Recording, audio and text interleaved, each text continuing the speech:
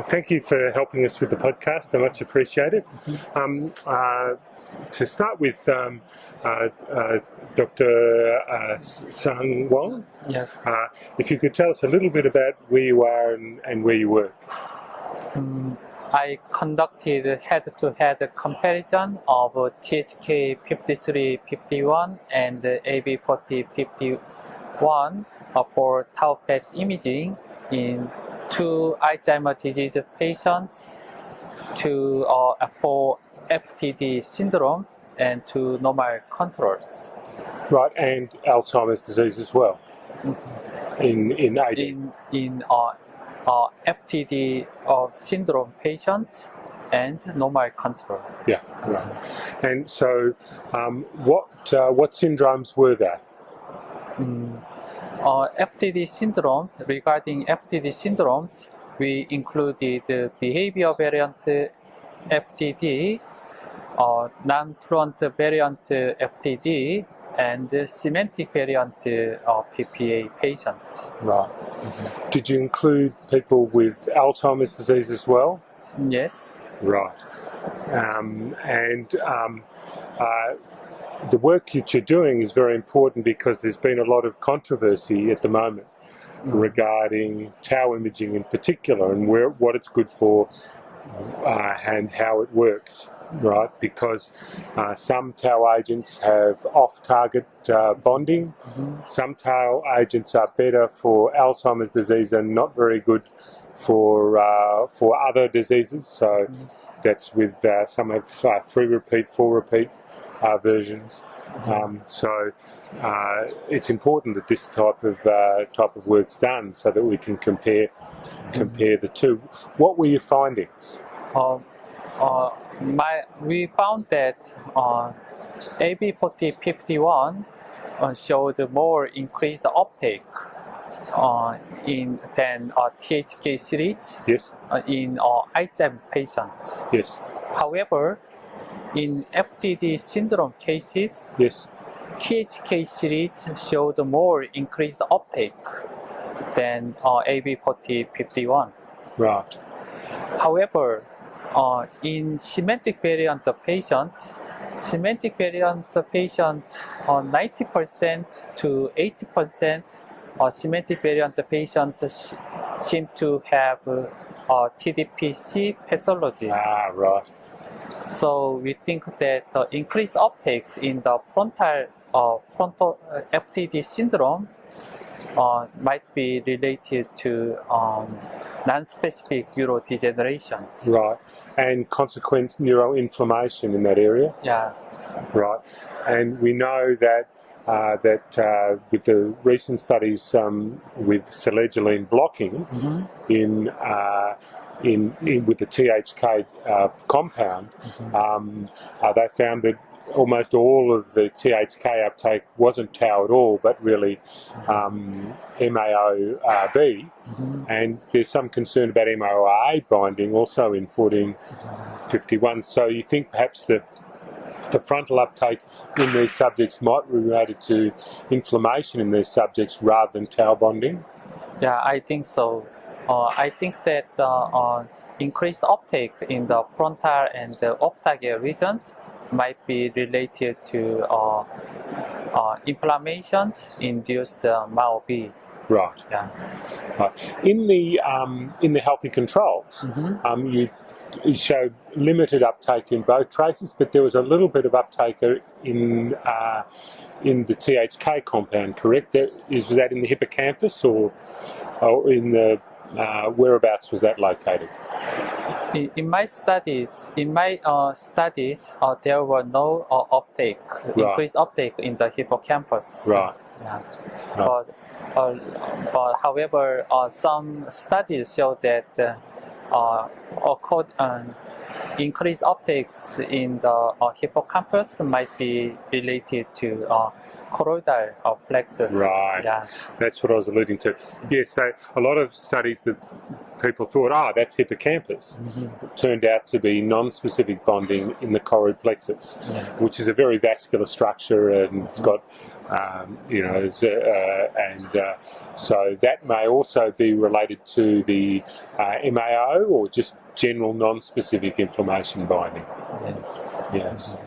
So this is very important work. Yeah, thank you. And for our listeners, I don't know, but in Korea they've been able to work very efficiently in doing many scans. You also did phlebotoben studies on these traces, which is another one of the amyloid compounds made by pyramid. So which of these studies showed phlebotoben uptake? In this study, we used fluorobetaben, and we also used flutometamol. I used flutometamol as well, right? Yeah, and before the fluorine ligand, we used PIB imaging. Right. Yes. And in any of these dementias, did they show any uptake with the amyloid compounds? Yes. Yes. What was that? Which syndromes showed the amyloid uptake? I am interested in vascular dementia patients. Yes. We found that over 30% of vascular dementia patients showed increased uptake. Right. Yeah, and this increased amyloid uptake affected their clinical significance. Right. So do you think these might have had a mixed vascular disease and Alzheimer's disease? Right. And by adding the two diseases together, you increase the severity of the Alzheimer's disease. Yes, correct. Right. So, I mean, we've learned a lot at this meeting, and I've very much enjoyed it. What did you find most interesting at the meeting so far? For amyloid ligands? Oh, for anything. Anything. Yeah. So, what did you find? What were your takeaways from the meeting? What did you find was most interesting from the meeting? Yeah, we found that amyloid beta and the vascular burdens Yes. synergistically affected visual spatial dysfunction. Okay. And we also found that amyloid beta and white matter hyperintensities correlated each other in APOE4 non-carriers. Okay. Yeah, and therefore we think that amyloid beta and vascular disease correlated each other, and their correlation synergistically affected cognitive impairment. Could it be that some of those white matter abnormalities that people talk about really are not so much related to vascular damage, but perhaps related to amyloid inclusions? Yes. Yes. Yes, I think that's one of the takeaways we've had from the meeting as well. I thought the meeting here was very interesting because we showed, we've been seeing that a lot of the tau ligands have non-specific binding, so we need to be very careful about interpreting them. I think the other takeaway was that a lot of the amyloid PET was showing up earlier than we thought, and perhaps even at the same time as CSF amyloid. And I thought also that the tau ligands were showing up maybe at about the same time as the FTG changes. I don't know. Did you do FTG changes on any of these subjects? FTG. We don't have FTG data. Okay. Yeah, unfortunately. Yeah. Yes. Yeah, because I think that'd be interesting to correlate FTG. It does co-localize with the tau changes, yes. But there's some question about which comes first, tau or amyloid. So I think that's a controversial issue. Yeah, very interesting issue. Yeah. So we're living in an exciting time. And there's of course there's new traces coming on. You used the 1451 and the THK compound, but there's some other traces coming. Some which might come to Korea, and certainly I know they're coming to Australia. Not yet. However, we try to have pyramid ligand or Yes.